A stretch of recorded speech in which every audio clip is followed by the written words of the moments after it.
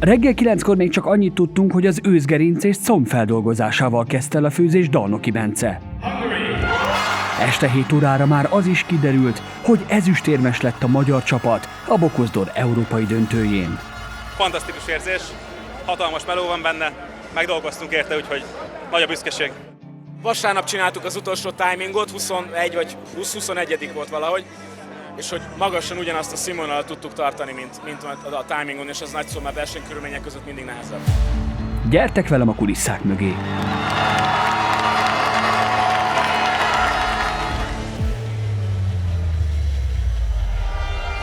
A versenyzőknek 5,5 órájuk van arra, hogy teljesítsenek 2 feladatot. Az egyik feladat egy vegetáriánus főétel, amelynek a koncepciója a tavasz nevet viseli. Itt 3 féle burgonyát kell felhasználniuk. A másik a hústál, ahol 5 magyar összetevő áll rendelkezésükre: kacsamáj, az őszgerinc, a comb, a tejföl és a túró. Minden kontinentális döntőn a házigazdának van idézőjelben az az előnye, hogy ő javasolt alapanyagokat.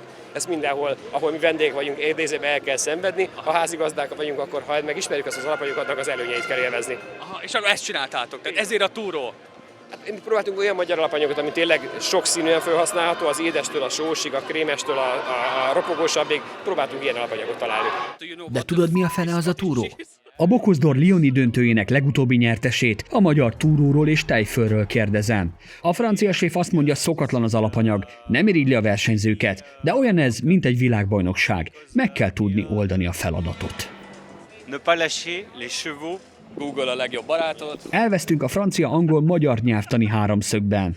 Ne hajtsd a lovakat túl gyorsan, ezt írta a fordító, ez az ő tanácsa, 5,5 órába bele kell mindennek férnie.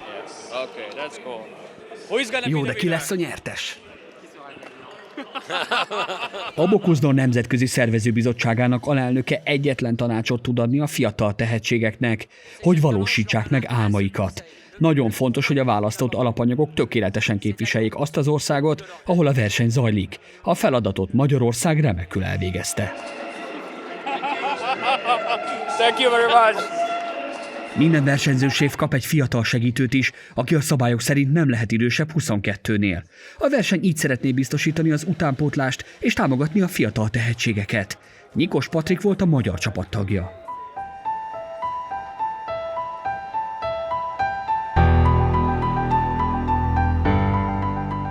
A felkészülésről komoly titoktartási szerződést kellett aláírniuk az indulóknak. Olyan konyhában dolgoztak, amely pontos mása a versenyen található munkaállomásnak. Hónapok óta tökéletesítik a menüt, és legalább 20-szor megfőzték már. A versenyen mintha kottából játszottak volna.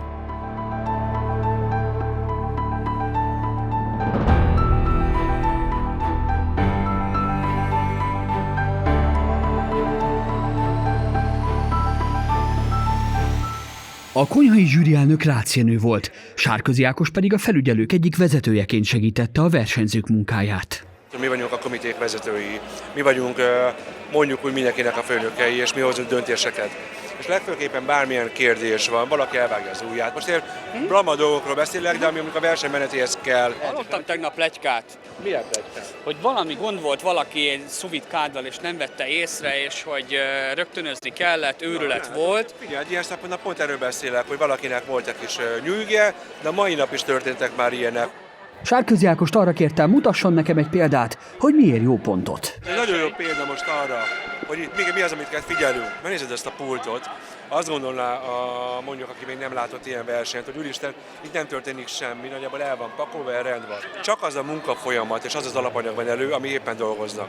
Itt vannak most a török csapat, és hogy mennyire vannak az alapanyagok kint, ott vannak a szószok külön, lehet, hogy dolgozik vele, de nem érzem azt az összeszedett rendet, amit úgy elválna. Hiába takarít hátad a srác, attól még minden kín van a pulton, és a kettő közötti különbség szerintem szembetűnő és érezhető, főleg ebben a hangzavarban is. Most ugyanúgy izgultál, mint annó, amikor te álltál a pultban? Szerintem a versenyzőnek a saját dolgára kell fókuszálnia, rengeteget kell dolgoznia, nekem egy picit könnyebb, de én ugye látom a hármójuk munkáját, és ez felelősség.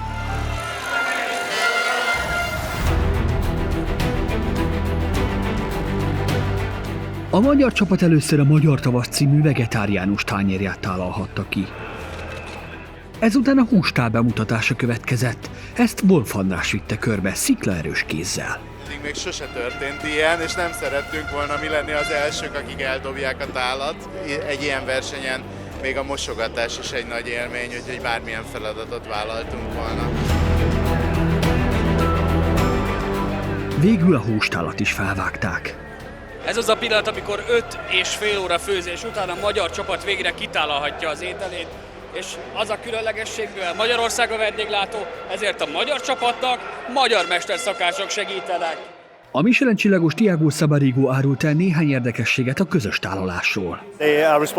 Általában a versenyző felel a főelemért. A Komi, azaz a fiatal segítője utasít minket arra, hogyan tegyük a tányérra a köreteket. Megmutatják a fotót is, illetve lépésről lépésre az egészet egy mestertányéron. A szószt pedig legtöbbször az asztalnál kell kitálalnunk. Meséli a részleteket Tiago. A kóstoló zsűrit a résztvevő országok delegálják. Szóló Szabina, a standséfje ült a díszasztalnál. Először is elviszik előttünk a tálat, az már ugye egy meghatározó dolog, és akkor ugye utána megkapjuk egy jó néhány perc múlva a megtáralt tányért, viszont ott már ugye ott van az illat is, és akkor utána jön a kóstolás. De általában mindig a szósszal, a mártással kezdek, vagy most ugye volt ez a kis side is, külön egy kis edénykébe, ahol ugye a túrót és a tejfölt kellett felhasználni.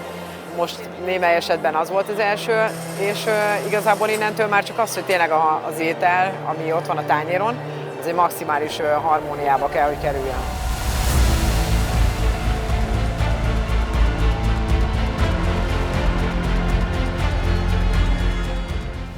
Három és fél hónap volt a felkészülés. Az utolsó 2 hónap az kőkemény munka, az heti 6 nap és fejlehajtás. Second place goes to Hungary. Ahogy mi akartuk, az sikerült. Minden sikerült.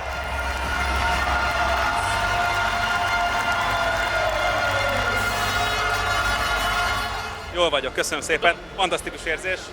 Hatalmas meló van benne. Még szerintem mondhatom mindenki nevében a csapatból, hogy nem sikerült felfogni.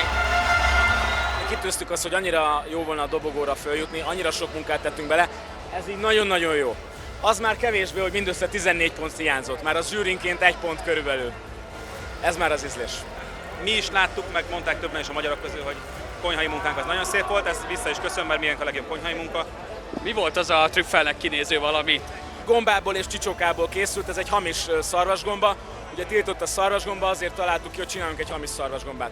Valószínű ez volt egy picit megosztó, mert ennek van egy picit ilyen csúvi, úgy szoktuk mondani, egy ilyen aszfaltas gumis hatása, lehet, hogy az egy picit az már az egyéni ízlés. Jó ez így. A harmadik helyen Norvégia végzett, az első Dánia lett. Ha tetszett ez a videó, akkor kérlek, kövess be a csatornámat, nyomj egy lájkot, vagy hagyj egy jó fejkommentet. Hamarosan jövök újabb gasztro videókkal.